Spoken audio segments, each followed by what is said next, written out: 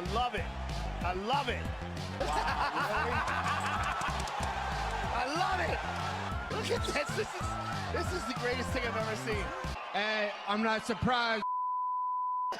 Hey, what's poppin', my homies? Hope you're feeling blessed, doing well, having a good day, having a good week. UFC Fight Night, Nicolau versus Alex Perez. Before we get into breaking down matchups, let's revisit my bets, all of my bets from UFC 300. And by the way, I went full degen, man. And I want to speak about every single bet that I did make, like every single one. So starting with Alexander Rakic. Initially, this bet looked good.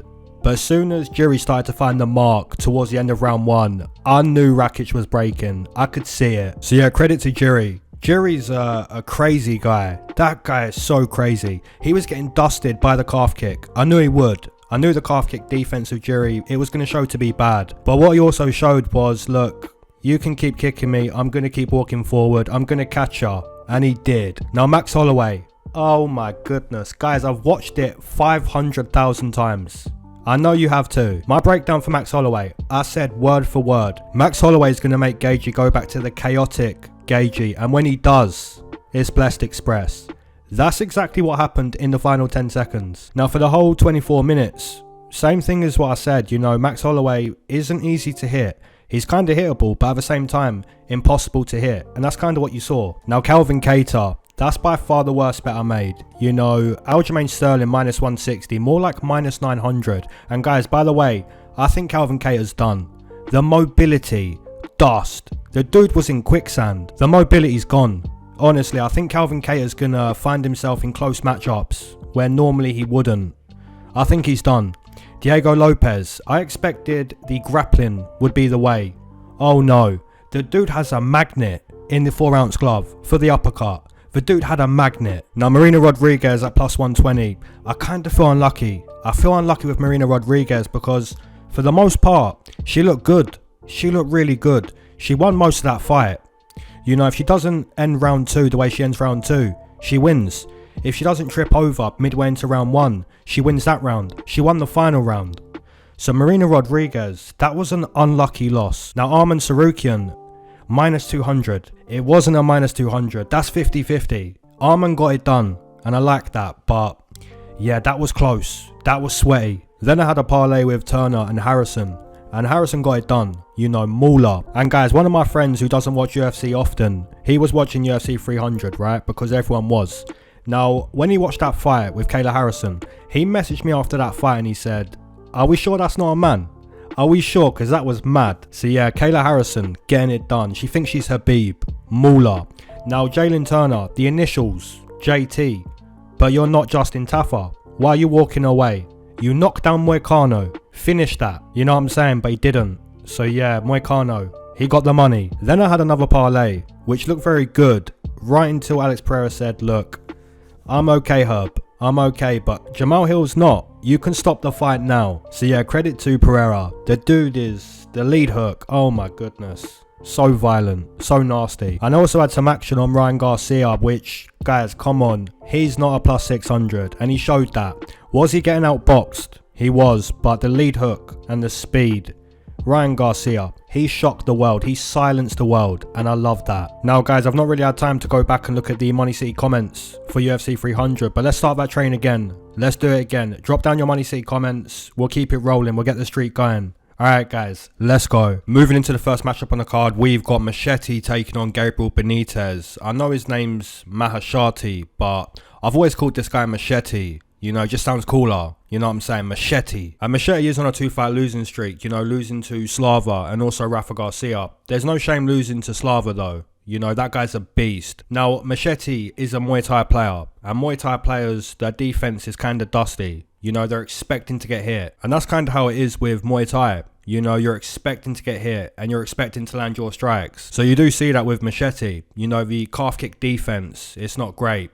And Gabriel Benitez, this guy's a phenomenal kicker. You know, the body kicks, the low kicks. However, he's kind of old. So guys, there is a chance that Gabriel Benitez looks good early in round 1. You know, dusting up Machete with the calf kick. Looking good with the Mexican boxing. But as the fight progresses, you're going to see Machete start to, you know, kind of take over with the pressure. And that's kind of what I expect. You know, round 1 with Machete, the calf kick defense is not great. The defense overall is just not great. But I think Gabriel Benitez being 35 and Machete being 24, that's the difference. So the prediction is going to be Machete loses round 1, but then works his way back into the fight. And Gabriel Benitez kind of folds under the pressure, you know, being 11 years older. So that's the pick. Give me Machete. Now moving into a matchup between Ivana Petrovic taking on Liang. And guys, I bet against Ivana Petrovic in her UFC debut. I took Luana Carolina as a big underdog, and that paid off. And guys, Liang is also a big underdog, but I don't think that strategy is going to work. And the reason for that is Liang, she's not that good. Simple as that. She's not that good. Her grappling's okay, you know, and that kind of was the way that Luana Carolina beat Ivana Petrovic, but yeah, Liang, I've never been impressed. Look at Liang's record. She got dusted by Carnelossi, which was expected. And then she lost to Silvana Gomez. And JJ Aldrich, she's experienced, right? You could say that a fight against Ivana Petrovic would be a fair fight for Liang. But then again, kind of not, because look at the experience difference. Liang has over 20 fights. Ivana Petrovic, she's got 7. But yeah, I'm taking the Croatian. I'm taking Ivana Petrovic. I think her striking's much better than Liang. And the fact she's called herself Dragon Girl, that's her octagon name, Liang, Dragon Girl. Come on now. So yeah, give me Ivana Petrovic to show big improvements from her UFC debut. Like I said, I cashed Luana Carolina as a big underdog. I don't think we should do the same strategy. You know, Liang, she's not that good. Give me Ivana Petrovic. Now moving into a matchup between Ketlen Souza taking on Mann. Guys, Mann, she's kind of not good. You know, same thing as Liang, she's not that good. But Mann, she is a wrestler, right? Same with Liang. And that's what she's going to try to do. You know, get Ketlen Souza to the mat, hit you with some lay and pray. You know, just lay there, maybe a little bit of ground and pound, but she's not really going to try to advance position on the mat, look for a stoppage, right? If she can get Ketlen Souza to the mat, that's where she wants her. That's where she's going to win rounds. And it's going to be kind of boring for the viewer to watch that, right? And that's just the truth. Ketlen Souza on the flip side, this girl's got hands. This girl's got some boxing. And if she can stay on the feet, which is something she couldn't do against Karine Silva, if she can just stay upright, you know, just stay on the feet, she's going to dust up Marnic, man. She's going to get dusted. Welcome back to Dusted Central. Welcome back. Now, guys, the last 2 opponents of Marnic, man, they've been okay, right? But, guys, here's the thing. Anybody that stays upright against Marnic, man, anybody that stays on the feet, they're going to be a good opponent for Marnic, because Marnic, her striking's not good, offensively and defensively. She's not a good kickboxer. She wants you on the mat. And if you stay on the feet, you're going to be a solid opponent. You're going to give her a tough fight. And I do believe that's the case. You know, give me Ketlen Souza to stay on the feet. Something she couldn't do against Karine Silva. But if she does it here, she should win the fight. She should dust up Marnic, man. Give me Ketlen Souza. Now moving into a matchup between Don'Tale Mayes taking on Kyle Machado. Guys, it should be illegal to go from UFC 300 to this card. It should be illegal. Come on now. Come on now. But then again, a fight's a fight. You know, it doesn't really matter who's going to the cage. I want to see a scrap. I want to see some violence. And we're going to get that. We're going to get that with this card. It's just, when you're breaking down Don'Tale Mayes and Kyle Machado, what is that? Or you know that meme where it's like, what's that, brother? Listen, Don'Tale Mayes, kinda questionable. He's a weird fighter. You know, very weird. The cardio's not great. And also with Kyle Machado, you know, kind of the same thing. His cardio, dusty, super dusty. But then again, you could say that Kyle Machado fought against Mick Parkin, and Mick Parkin's looking pretty good. You know, the boxing, specifically against Muhammad Usman in his last fight, he looked very good. But yeah, this one's weird. You know, Kyle Machado against Don'Tale Mayes. Guys, if you're betting this matchup, you need serious help. You've got a serious problem if you get money down on Don'Tale Mayes or Kyle Machado. I guess the prediction would be Don'Tale Mayes. I'm going to take Don'Tale. I've not seen a betting line. I'm assuming it should be a pick'em. But yeah, give me Don'Tale Mayes in a matchup where, you know, this should be illegal. This is illegal. Now moving into a matchup between Austen Hubbard taking on Michael Figlak. And this is a good matchup, right? Now, Austen Hubbard, he has experience. He's got some experience, but the fight IQ of Austen Hubbard, it's never been great. It's never been too good. Thinking back to his matchup against Vince Pichel, you know, this was a matchup where Austen Hubbard really should have won the fight. You know, Vince is old, so Austen should have won that fight, but he didn't win the fight. And that's kind of where I was thinking, Austen Hubbard, man, you know, these are matchups you should be winning. Vince Pichel, old man Vince Pichel, you should win that fight. And then most recently to see Kurt Holloway sinking a rear naked a triangle choke. A triangle choke. You know, that's kind of surprising because Kurt Holloway, he's not a grappling specialist. He's not a jiu-jitsu specialist. But like I said, the fight IQ of Austen Hubbard, it's not great. But the thing is, Austen Hubbard, he's not bad. You know, he can box. He can wrestle. He can grapple. He's not a great boxer. He's not a great grappler. He's not a great wrestler, but he can do it all, right? Now, Michael Figlak. Let's speak about Michael Figlak in his UFC debut. Against Faraz Siam, I was kind of surprised to see him waiting. You know, why are you waiting so much? Faraz Siam's a very fast, technical striker. The calf kicks, you know, it's all very fast. So to try and wait and to counter against someone like that, it doesn't make much sense. You know, so against Austen Hubbard in this matchup, I'm looking for Michael Figlak to go first and third. You know, you're not going to be waiting. You're not going to wait to counter. Austen Hubbard, he's hittable. You know, he's going to walk forward and you can walk him into your punches. But if you're Michael Figlak, you're looking to take control of this matchup, something you didn't do against Faraz Siam. Now, Faraz Siam's very fast. It was almost like Michael was in a trance, watching the speed, watching the kicks. Michael was the one that was waiting, and because of that, he got hit. Right, got hit more than what he should have. Now, that's not something you're going to do against Austen Hubbard. If you're waiting to counter against Austen, you're giving him far much more respect than what he should deserve, right? Because he's hittable. He's so hittable. And he'll walk into your punches, right?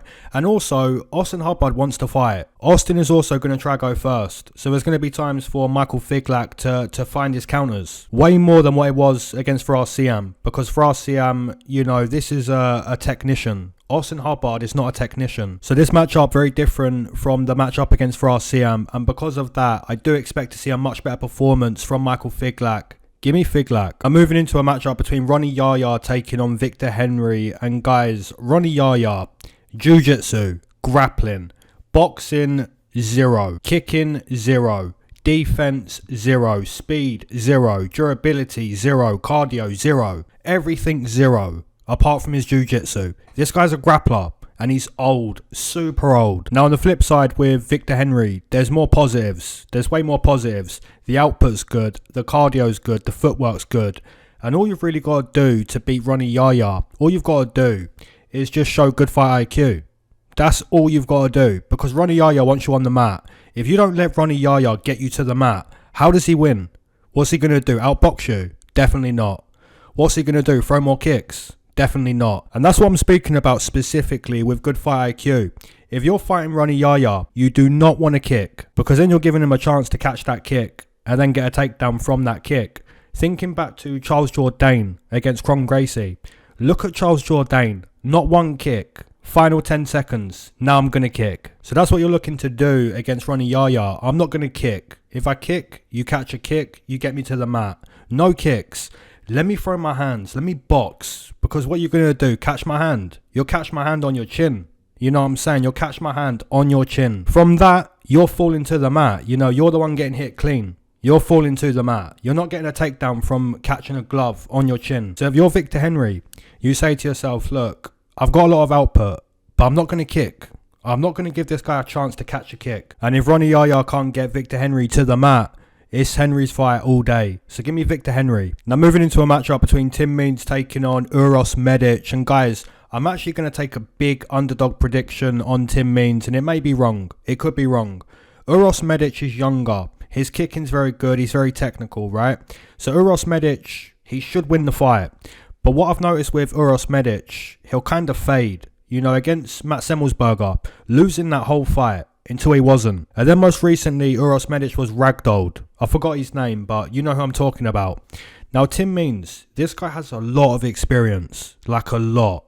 You know, 50 professional fights. About that. Yeah, this will be his 50th professional fight. So, Tim Means has way more experience. Now, if Uros Medic starts to fade, starts to slow down, Tim Means is gonna sense that. Right? 50 professional fights. You're going to sense that. And also, Uros Medic, you know, 11 pro fights. The dude's from Alaska. Is he a minus 300? Probably not. In my opinion, he's not.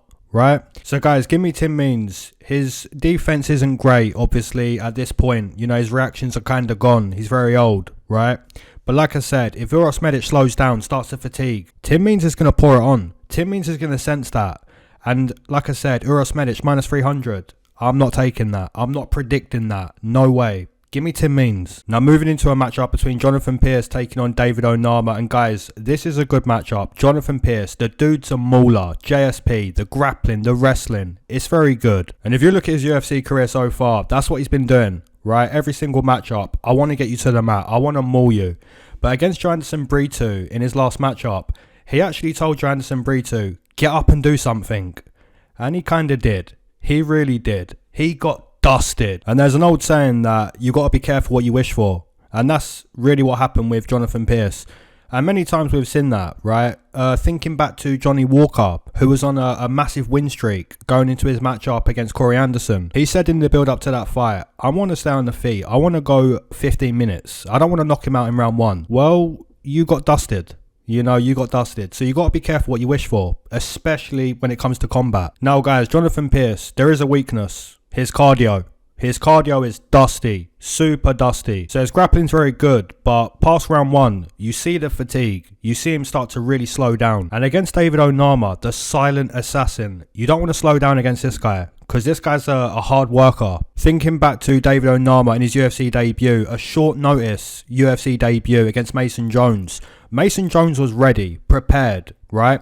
And anywhere that matchup went, David Onama proved, look, I'm a problem. If you want to grapple, if you want to take me to the mat, I'm going to hustle back to the feet. If you want to strike, I'm going to throw bombs. In his last matchup, losing the whole fight, bang, dusted, uppercut. And then he turned into Adesanya from Wish. So the point that I'm making with David Onama, this dude is never out the fight. Even if you're winning the fight, even if you take him to the mat, he's going to hustle. He's going to get back to the feet. And even if you keep him on the mat, round 2 starts. You know, he's still working, still trying to bring himself into the fight, still trying to find that big bomb. And if Jonathan Pearce slows down, you don't want to do that against David Onama. You know, this guy finds the bomb, lights out, dusted. But there is a slight concern with David Onama. He's not really trying to find the jab. He's not trying to outwork you. He's just trying to find a fight-ending bomb. But the positive to that would be every single strike, it's going to be significant. It's going to be damaging. And I just kind of think against somebody that slows down, like JSP, give me David Onama. Give me the underdog. Now moving into a matchup between Austen Lane taking on Jhonata, Diniz. Guys, Austen Lane, the chin is in the sky. The chin is right in the sky. And Diniz is very technical. This dude's good. Very good. And guys, you know me, the heavyweights, I don't really specialize in breaking down heavyweight action, right? But Diniz, this guy's good. Honestly. Austen Lane's not. I remember watching tape for Austen Lane and Tafa, and I was thinking, you know, if Austen Lane can kind of skate on the outside, you know, use his length, use his height, he'll do well, but he didn't do that. And that's because the experience of Austen Lane's not really there, and the chin's in the sky. Now you look at Diniz, the experience. It's there. So I kind of see this matchup ending in one way only, and that's Jhonata Diniz KO. You know, Austen Lane is a good UFC debut. The chin's in the sky. You're going to see the technicality. You're going to see the aggression of Diniz. And that's not going to be a good thing for Austen Lane. So give me Diniz round 1 stoppage. Now moving into a matchup between Ariane Lipski taking on Karine Silva. And this is actually a decent matchup. It's decent matchmaking because Lipski, this girl's on a good win streak. She's doing well. And she's known as the Queen of Violence because her hands are crispy. The boxing's crispy. The power's good. The speed's good. And she's been doing well, you know, 4-fight win streak. When she first entered the UFC, it was kind of dusty. You know, trading wins for losses. It didn't really look like a good signing by the UFC.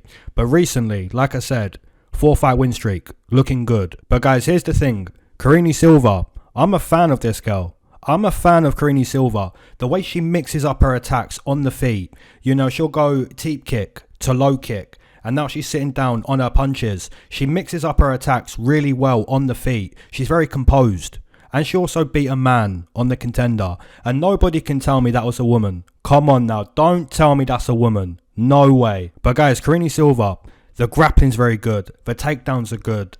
You know, this girl is very impressive. And that's why she's undefeated so far in the UFC. So she's getting a step up in competition. You know, Ariane Lipski, more experience. Arguably better boxing. Now guys, Ariane Lipski has improved. That's why she's on a 4-fight win streak. But guys, her grappling's not great. You know, there's been times in her UFC career where you're looking at her grappling thinking, you're dusty on the mat. You're super dusty. So if Karine Silva can get her to the mat we may see the dusty grappling again of Ariane Lipski. And like I said about Karine Silva on the feet, she mixes up her attacks really well. You know, the teep kick to the low kick to the boxing. You don't really know what's coming next. There's a composure to her game. So yeah, the matchup stays on the feet. Karine Silva may look good. If she goes to the mat, she may look even better. So yeah, give me Karine Silva. Now moving into the co-main event, we've got Ryan Spann taking on Bogdan Guskov. And guys, sometimes my breakdowns can be kind of harsh. It's nothing personal, right? Now Ryan Spann, this guy, disappointing. In my opinion, disappointing. Is his guillotine choke dangerous?